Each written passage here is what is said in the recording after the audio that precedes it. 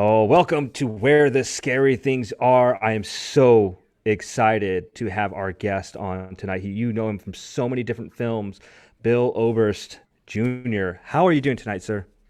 Good, man. And thanks for having me because you guys have a bigger audience than like all of my movies put together. Oh, I wish that was true. It's only because I have great co-hosts such as Chris and Horo and Muse, who's normally on with us, but she couldn't make it tonight. She just wanted to say that she's a huge fan. She was so upset that she couldn't make it tonight. It's like the first show that she's missed, and she was so upset about it. But the show must go on, as you know, right? Really nice. I like your goats. Well, yeah, we're trying to be the GOAT, the greatest of all time, but we have a lot of work to do. Listen, man, like I said before we got on the call, I am just a huge fan of your work. I mean, you are in so many different roles, and the roles that you play. I can't wait to get into it. But what I'm going to do is I'm going to pass it on over to Chris to start off first to ask a couple questions, and then we're going to jump right into Horo. Then I'll wrap it up. But thank you so much, Bill, for hanging out with us tonight. Go ahead, Chris. Yeah, hey, Bill, it's a real pleasure to be with you and a great honor. Thank you so much for being with us.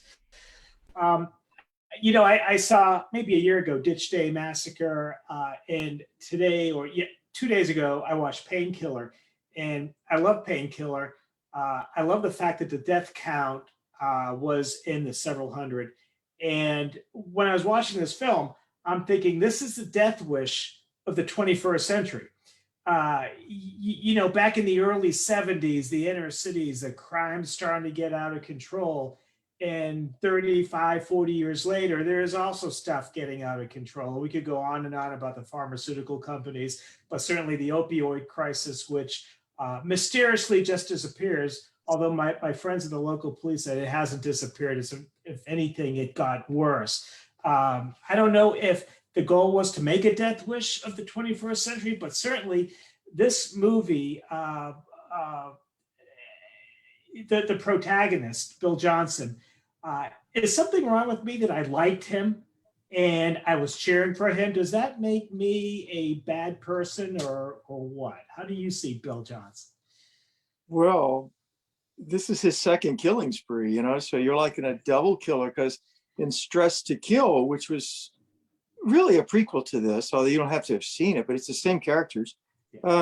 He starts killing people because his blood pressure is too high, and the doctor says, you got to relieve stress. Well, what stresses him are people.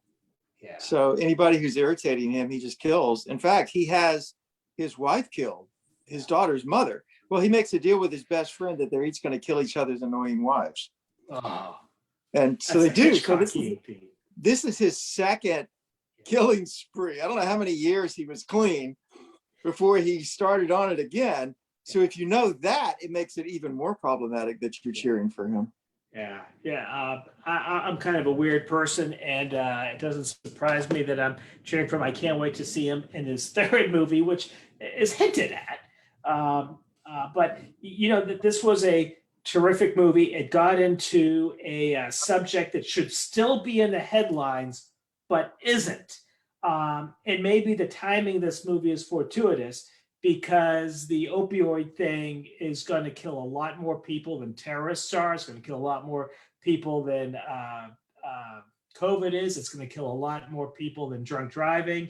And it's kind of very, very frustrating that it has just mysteriously disappeared from the headlines. And I don't know if that's me being a conspiracy theorist with politicians getting in bed with the pharmaceutical industry, but I like the boldness of the movie and bringing that back out and sparing nobody from any kind of blame at all. I appreciate that. I liked it too because I have revenge fantasies myself. Like when somebody cuts me off in traffic, I imagine the car exploding in flames. And I don't think I want the car to explode in flames, but at that moment, it would be okay. Yeah.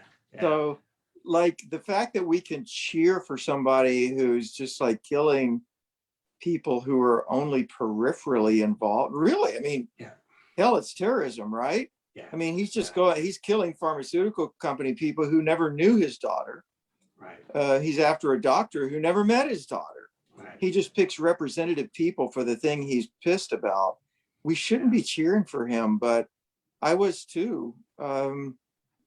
Mark Savage, our director, he's very subversive that way. His stuff was banned in Australia. Oh, that's cool. He's done these really extreme cult things. And Mark would really like the fact that he was making us cheer for somebody who was morally bad. He loves twisting the moral screws that way. Yeah. Yeah. You know, one of my favorite actors, I'm a big made for sci-fi TV fan, and I remember I'm a lot older than my co-host, but I remember Eddie and the Cruisers when it came out. I remember Blood Rain 3, The Third Reich, where he played this evil Nazi guy. But Michael Pare, one of my favorite actors. I hope he's a real good guy and enjoyable to work with. I just got to ask you about him. Yeah, he's very intense. He would, if I had had any sort of a fight scene with him, he would have beat the shit out of me, and he would have had no problem doing it. In the first movie, Armand Asante beat the shit out of me. We had a little physical scene, and he was like, "Hey, is it okay if I push you around?" I said, "Sure." Yeah. So, you know, I'm like 5'9" on a good day, and Armand's like, "Yeah, I'm gonna slap you." He just really got into it. You know, Pare and I didn't get into it, but we could have. He's very intense, extremely professional. When we were doing squib scenes where people got shot with the squibs, he was telling special effects where to put the squibs. I mean, he's like the quintessential action pro. Whoa, that's cool. Well, and one more question before I hand it back to Omar. I remember I went to a movie premiere of Psycho 2, and Anthony Perkins was talking, and he says, you know, everybody always asks me about the shower scene in Psycho, and I wasn't there. He says, everyone's yelling at me and telling me how horrific I was. I was on the East Coast, he says. It was another guy, it was a shadow. In this movie, was that really you with the mask on, jumping out of the car, shooting people, or did they ever get somebody else to do it? I wouldn't have done it if I couldn't wear the mask. Good. Oh, I'm so happy to hear that. Oh yeah, man. I do anything they ask me to do, I'm like, sure, how hard could it be? Yeah. And then I figure it out. From running in high heels in Abraham Lincoln versus Zombies to chopping down real doors with a fireman's axe in Ditch Day Massacre, which thanks for mentioning that movie. Yeah, I'm down for it. I'll do it. I tell you, when Lynn Lowry died in that movie, my heart was broken. But I know. I know. Like, they could have had a thing. I know. And so I got to tell you, Chris, you'll appreciate this, and maybe this will make people actually watch Ditch Day Massacre for this. So there's a kissing scene in there, and so Joe Hendrick, our director, he was like, I want you to kiss Lynn while she's dead, but I don't know if she'll do it. So Lynn was getting her makeup done, so I went to the makeup chair, and she's very regal, you know, she's very, very, very, hello, I'm Lynn Lowry. Yeah. And so the chair is turned away, and I said, Lynn, Joe wants me to kiss you while you're dead. Can I? And she wheels around in the makeup chair and she says, only if it's French. Oh, whoa. I tell you, you know, that story alone. Oh, that's great. I'm so jealous. I don't know, but I'm going to rewatch that movie, and I'm going to keep that in mind this time and during that scene, because it was heartbreaking. But at least I know if she was French kissing you, okay, I could sort of take that. But totally. And even with her tongue completely immobile, it's really good. Oh, it's like pizza, cold and soggy or wet and juicy. It's still good. It's still totally good. Yeah. Bill, thank you so much. I'm going to pass you on to my buddy Omar now. Hey, thank you. Hey, Bill. It's a pleasure to finally get to speak with you. I've shared so many press releases for your movies over the years. It's good to actually see your face on camera and get to say hello. Thank you, Omar. And you know, I especially thank you for that with the press releases, because you know how the quality of indies is. It's variable, to be kind. You know, it's up and down. we do the best we can. And there are occasions where when a press release goes out, I'm like, okay, I'm going to promote the movie, and I really like the people who are in it, but I know the movie's not good. But Painkiller, I felt okay about promoting because it came from a real place, because Tom Purnell, our executive producer, his son actually, you know, died of this. He was 21 years old, and he died of accidental opioid overdose. So that it came from a place of real pain, and everybody put their heart into it because of what Tom went through. Yeah, I was just about to ask how you got into this role and why you decided to do this movie. Mark Savage asked me to do it, so that would have been a yes anyway. But then Tom, who I knew from Stress to Kill, he was in that too. When I found out the story behind it about Tom's son, I was really scared actually, because I said, Mark, I mean, I'm the horror guy. I eat the scenery sometimes. So I don't know if I can do what you really need me to do. And Mark said, oh no, you totally can. And I'm still not sure about the performance. I just wanted to honor and respect Tom. But I did it for Mark and for Tom because they asked me to, although I said, you should get somebody else. I think you could get a better actor to do this. They asked me and I did my best. Well, you did a great job in the movie, but it is how you're in tons of horror. You've said it right now, we've said it before. But how do you feel about horror now? It seems more and more being used in a movie like this to get a message across. I mean, does that make you want to do a movie even more, or do you love Yes. being part of horror even more because of these kind of movies? Yes, because chopping up copulating teenagers and licking women's faces, there's a wall you hit there. There's a wall. And you're like, okay, we've done that. So what are we going to do now? So I love it when horror is tied to something that people can really relate to in their everyday life. The original Cabin in the Woods movies, Evil Dead. Like that was back in the day when a lot of people went camping and it was fucking scary to think that you could be in this cabin and this weird shit could start happening. So yeah, I love that this movie is tied to something real. I wish it had been bloodier and more explicitly violent. And there were discussions about that, but they wanted to make it palpable to people who might not really be into gory horror, who might be into the message as well. So we split the difference. Yeah, you kind of really stuck to the gun and just the use of that for the most part. I mean, was that just easier to use? I mean, how was it doing a lot of those scenes where it's just gun, and that's it? Yeah, I would have liked to have skinned someone, perhaps, or made them eat portions of their own body, stuff like that, But yeah, the gun was cool, and because it all led up to the line. Why do you always shoot him 6 times? Because that's all the bullets the gun holds. And that's a great line. Yeah, that was a good one, and I liked. I'm trying not to give it away, but you did have to reload again towards the end, and that was also fun. You're just like, I'm just gonna keep giving it to him. That's it.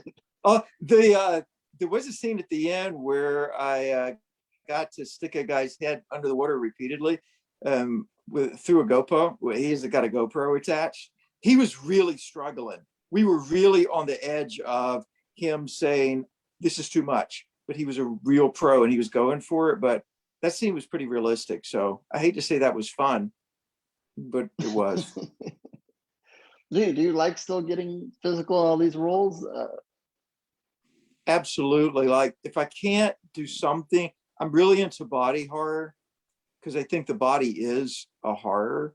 We're trapped in it from the minute we're born and we can't get out of here. Like I can't relate to you in any way other than in this thing, in this skeleton. I can feel it right underneath here. So there's a lot of horror in the body and I love to bring physicality to horror, and I hate it when I'm not able to do it. Anything that involves sweat or the body or extreme movement. I like creeping, crawling things, any kind of fight scene or movement. Yeah, absolutely. I was thinking back to a movie you did recently with Kane. I think good, evil, something. I can't remember the name. Did you go again? I don't remember if you went agast him in the movie. Did you fight him at all in that movie? I did. Okay. How and was that? I had to look like I was winning. So Kane was like, I'm going to take care of you. and he did. The good guys can always do that. They can always make it look like, you know what you're doing, which makes it more fun. I've had the pleasure to meet him. He's such an awesome guy. So I can just imagine doing a scene like that with him.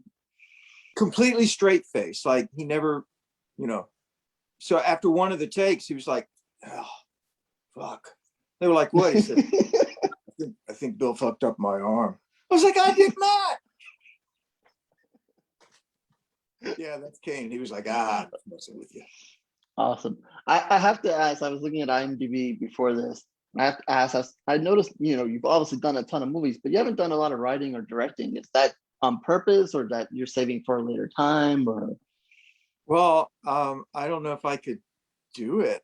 I mean, everybody says they could direct, but I've watched hundreds of these guys, a couple hundred, and girls, and it's tough. It's really tough. Only now have I gotten to the point where I think, all right, maybe if I had a really good cinematographer, I could do something. But it's a big assumption to say I could direct because I've watched directing. So it's a tough gig. When when you're the director, everybody has a question that only you can answer. And so you have no rest and no, it's like going to war. You just have to, it takes a lot of preparation. Yeah, it just piqued my curiosity because I see so many actors who have done seemingly a lot of, I mean, you've done dozens and dozens of movies, but and people that don't even have done as many movies as you, but I see them trying to do either the writing part or trying to do the directing part. And then I was shocked to just see that you just passed on it. I mean, obviously your choice and so forth, but Well, I've seen directors get in fights with cinematographers more than once. wow. So I'd want to make sure. In fact, I've two separate times, I've seen cinematographers say, "You want to shoot it with this setup? Shoot it your effing self," and walk away from the camera twice. Wow. And the other times we're pushing, shoving, shouting, walking off the set. So you got to be really sure that you have a cinematographer you're very simpatico with. So yeah, maybe when I meet that person, we could do something together. Awesome. Well, I know Ken has a dozen questions for you, but I just have to say I love the skeleton behind you. Hey, thanks. That's And that's Father Time. He reminds us that time is fleeting. I Oh, just wanted to he's got a skeleton. point out that my friend here, Dexter, would like to say hello. Awesome. Hey, Dexter, what's up? Oh, He that- he usually joins the show with us, but since we were just doing a quick interview, I let him kind of take some time back there. But he definitely says hello, and he's definitely a fan. Very nice. And Dex, we're all headed for him, aren't we? Yes, we are. All right, and with that, thank you, and I'll turn it to Ken. Hey, thanks. Bill, my face hurts because I'm laughing so much right now, and everybody in the chat room loves you right now. Like they think that you're one of the best interviews that we've had. I do have a couple questions from them from the chat room, which I'll get to later. But I want to stay on that subject with Father Time. So obviously, Father Time is undefeated, and you have a huge amount of movies that you've done. Um, what is the end for you? You Is there mean some, life? no, like what are you waiting to? Are you gonna retire? You're gonna keep going? You're gonna what are you when are you gonna call it? Not that we want you to. I'm just like you have so many movies Well, and you're I just hope I hope to die working. yeah. Yeah, I would really love to die working. I don't ever want to stop because I love what I do. That's the way it is when you love what you do. To die in a scene would be great, but it would probably be out of focus and they couldn't use it. I, I I was hung in an attic of an apartment building in Burbank mm, in 2011, now maybe 2010, and it was a very small horror movie, and so they were doing this hanging scene. So I'm up there, I think like with blood all over me in my underwear, and I'm this weird dude who's hung himself. And so they had the hanging rig set up where you lean down to put pressure on it so it'll look taut. So I really wanted it to look good. So I scrunched down too much and I passed out. And, before I passed out, I was swinging back and forth. And the last thing I thought before I passed out was, this looks really good. And so then I wake up and they're fanning me and they're over me and saying, Bill, Bill, Bill, slapping my face. And they said, what happened? You passed out. I said, did you get it? What did they say? No, it was out of focus. oh I no. died.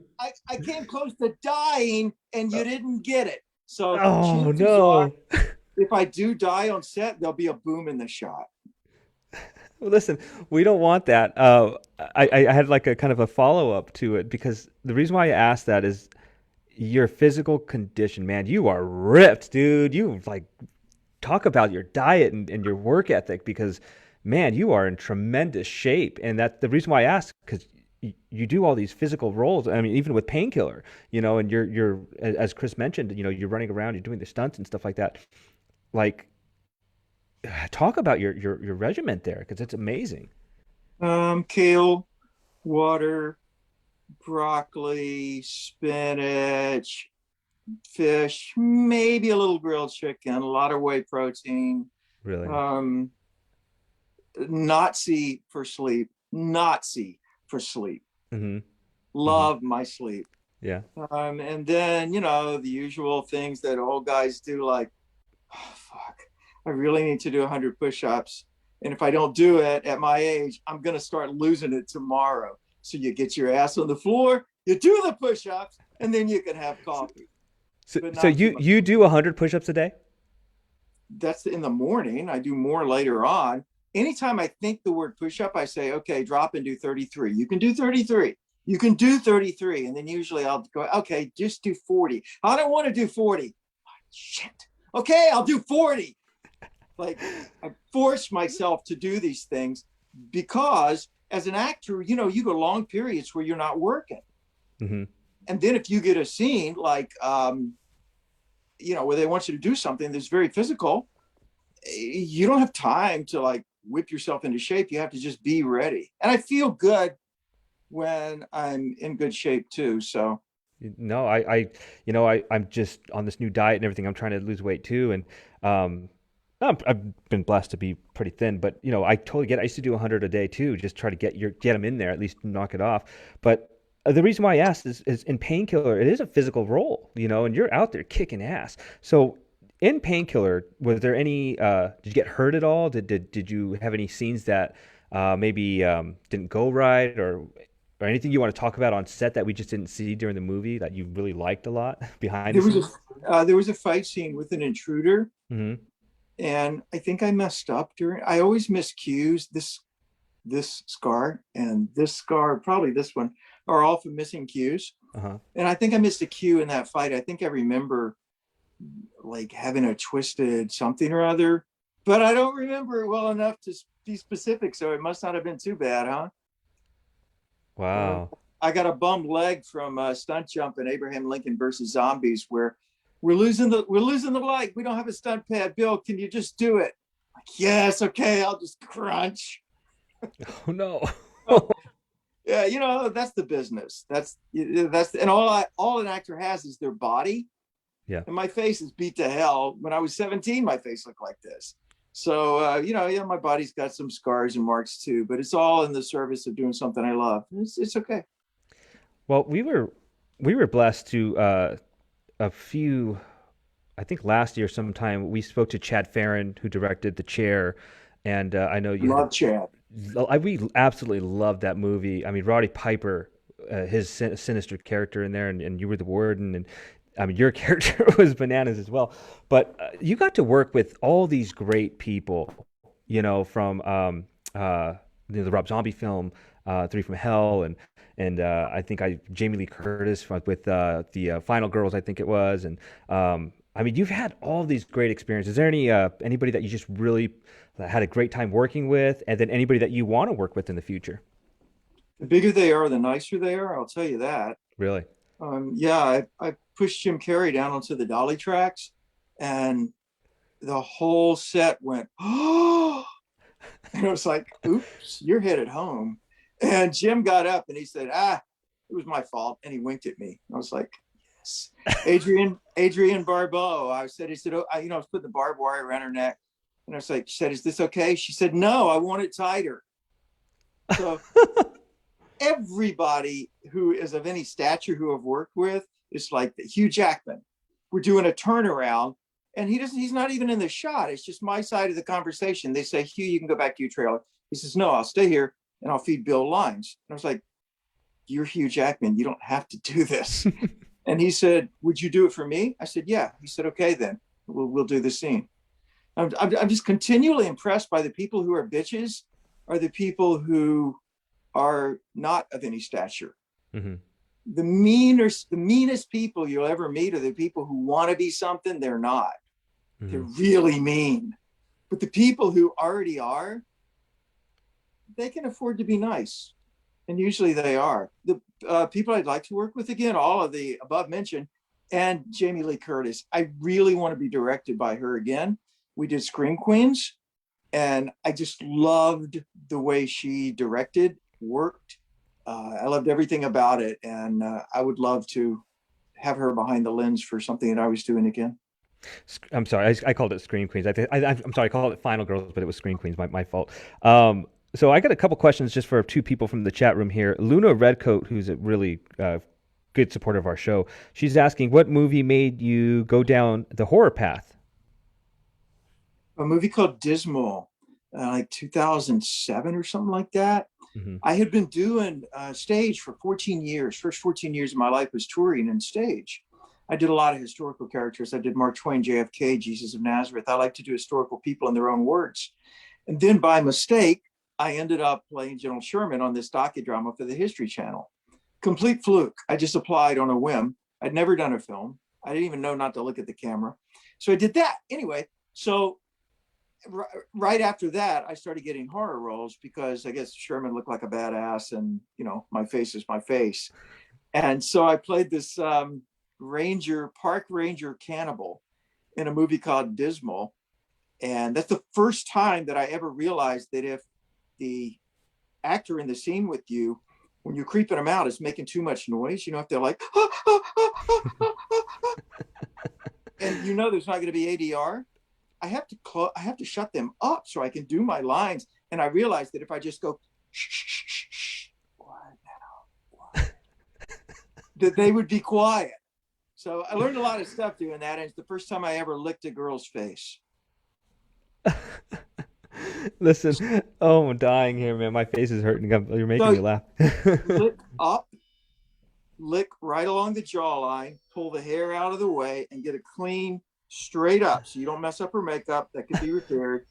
But you want to lick flat with the tongue. Lay the tongue right against it. You can feel this with your tongue. You're doing it right. And then don't jerk your head. Just go, and then let it come off right here before it gets to her eye.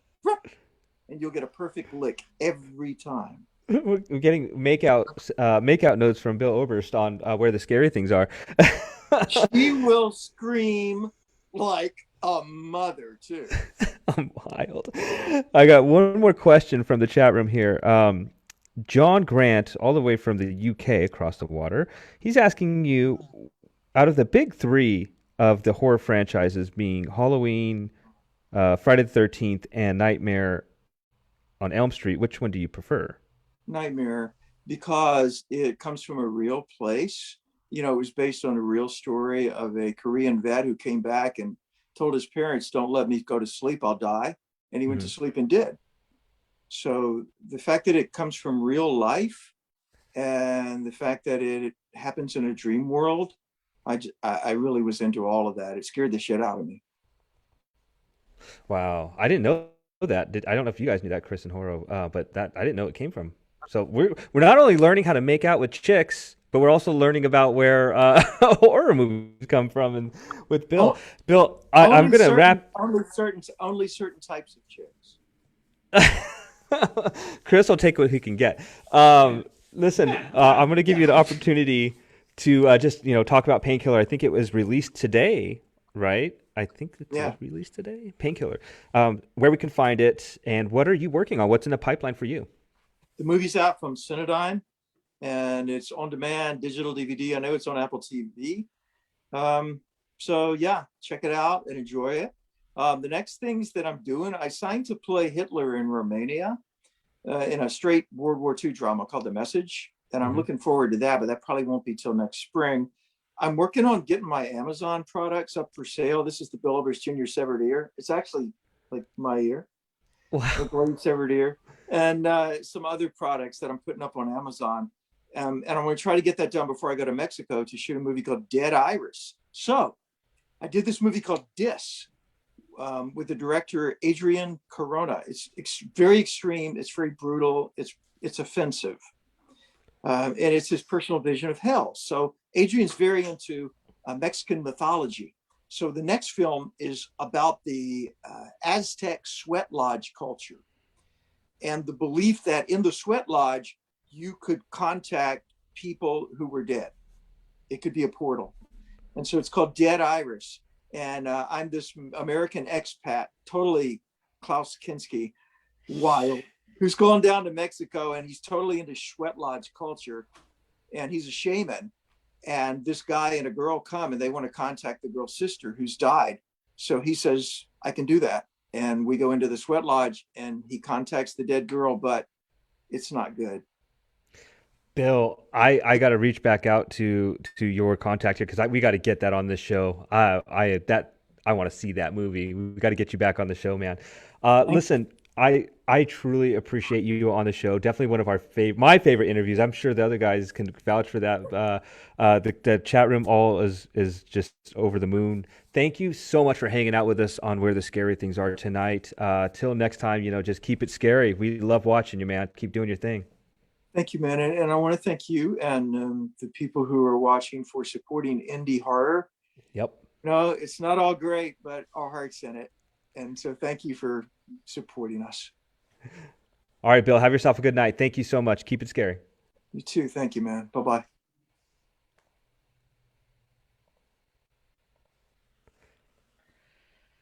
All right. Well, that was Bill Oberst. What an excellent interview. That guy was awesome. And I'm just blown away. That was a cool interview. So we're gonna wrap up. Sorry, go ahead. Go ahead, Horo. Oh, he's awesome. But we need to hang out with him more often. I mean, I know. I know. Chris was taking notes there on how to make out with chicks. Yeah, I might try that tonight. Let you guys know how it is. And I know I invited you guys over for pizza or Chinese food tomorrow. Bring him with you. I would hang out with Bill in a heartbeat, man. We absolutely. He's a guy you can hang with. Well, listen, it's a short show for us this week. We're missing Muse. Muse has got some stuff going on at home, so she couldn't make the show, but she is okay. We'll see her next week. We got a really, really cool show next week, and then possibly the next 3 weeks if everything works out all right.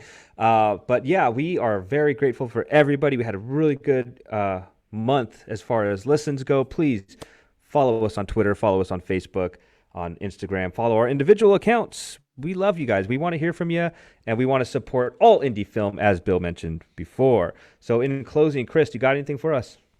I know I'm very, very happy to be here and to be able to talk to Bill Oberst. We didn't even mention his fight with Bigfoot in a recent movie. That's how compact that interview was. No, just look forward to seeing you guys and look forward to seeing Muse back very soon. Yeah. How about you, Horo? Oh, I just want to echo Bill.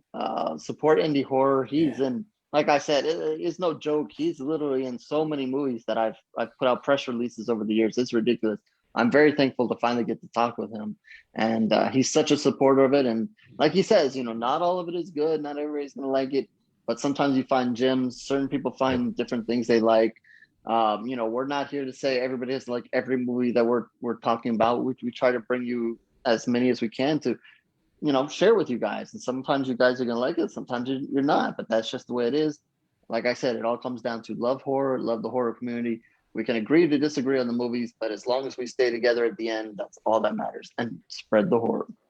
Amen to that. Well, listen, listeners, thank you so much for hanging out with us tonight. And just a big thank you to Bill. Check out the movie Painkiller. It's a lot of fun. It kind of reminded me of like The Punisher.